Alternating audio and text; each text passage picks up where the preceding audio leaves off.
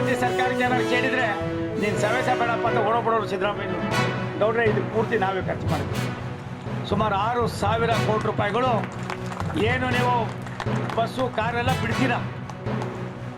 ನನಗನ್ನಿಸ್ತದೆ ಇನ್ನೊಂದು 2-3 ವರ್ಷದಲ್ಲಿ ನಿಮ್ಮ ಬಡಾವಣೆ ಇದು 100 ಪಟ್ಟು ಮನೆಗಳು ಜಾಸ್ತಿ ಆಯ್ತದೆ. ನಾಗರಿಕ ಸೌಲಭ್ಯ ಏನೇ ಕೊಟ್ಟರು ಕೂಡ ನೀವು ಓಡಾಡಬೇಕಾದ್ರೆ 100 ಸಾರಿ ಯೋಚನೆ ಮಾಡಬೇಕಾಗೋದು. ನಿಮ್ಮ ಮನೆಗೆ ಯಾರಾದರೂ ಹೆಣ್ಣು ಕೊಡಬೇಕಾದ್ರೆ ನಿಮ್ಮ ಮನೆ ನೋಡೋಲ್ರು, ಓಡಾಡೋದಕ್ಕೆ ರೈಲ್ವೆ ಗೇಟ್ನ ಜಾಗ ಇದೆ ಓಡಾಡೋಕ್ಕೆ ಬರೋಕ್ಕೆ ಅನ್ನೋದು ನೋಡ್ತಾರೆ. ಆ ಕೆಲಸವನ್ನು ಇವತ್ತು ಭಾರತ ಸರ್ಕಾರ ಸನ್ಮಾನ್ಯ ಪ್ರಧಾನಮಂತ್ರಿ ನರೇಂದ್ರ ಮೋದಿಯವರ ಮಾರ್ಗದರ್ಶನದಲ್ಲಿ ನಮ್ಮ ಮಂತ್ರಿಗಳಾದ ಅಶ್ವಿನಿ ವೈಷ್ಣವ್ ಅವರ ಸಹಕಾರದೊಂದಿಗೆ ಇವತ್ತು ಇದನ್ನು ಮಾಡಿದ್ದೇವೆ.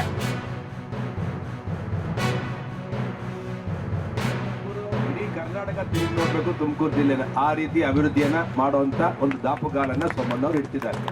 ಬರೀ ರೈಲ್ವೆ ಮತ್ತೆ ಜಲಶಕ್ತಿಯಲ್ಲೆಲ್ಲ ಇವತ್ತು ಚೆಕ್ ಡ್ಯಾಮ್ಗಳು ಅವ್ರ ಇಲಾಖೆಯಲ್ಲಿ ಅವ್ರಿಗೆ ಏನೇನು ಬರುತ್ತೋ, ಇವತ್ತು ಮಧುಗಿರಿ, ಕೊರಟಗೆರೆ ಈ ಕಡೆ ಬರಡು ಭೂಮಿ ಆಗಿತ್ತು.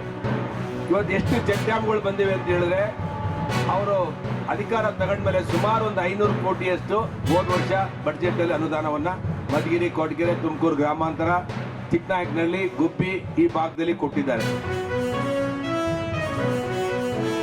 1,000 ಕೋಟಿಗಿಂತ ಹೆಚ್ಚಿಗೆ ರೈಲ್ವೆ ಅಭಿವೃದ್ಧಿ ಕಾರ್ಯಕ್ರಮಗಳು, 30ಕ್ಕಿಂತ ಹೆಚ್ಚಿಗೆ ಆರೋಗ್ಯ ಅರಿವುಗಳು ಮತ್ತು ಪೆಡೆಸ್ಟ್ರಿಯನ್ ಸಭೆಗಳನ್ನ ಮಾಡಿರುವಂಥದ್ದು. ಮತ್ತು ತುಮಕೂರು ನಗರದ ಬಟ್ವಾಡಿ ಏನು ಮಿರ್ಜಿ ಬಂಕಿಂದ NH 206 ಶುರು ಆಗ್ತದೆ, 0 ಅದು, ಅಲ್ಲಿಂದ ಹಿಡಿದು ಮಲ್ಸಂದ್ರವರೆಗೂ ಕೂಡ ಸುಮಾರು 100 ಕೋಟಿಗಳ ಒಂದು ಕೆಲಸ ಇವತ್ತು ಸಿಟಿನಲ್ಲೂ ಕೂಡ ವೈಟ್ ಟಾಪಿಂಗ್ ಶುರು ಆಗ್ತದೆ.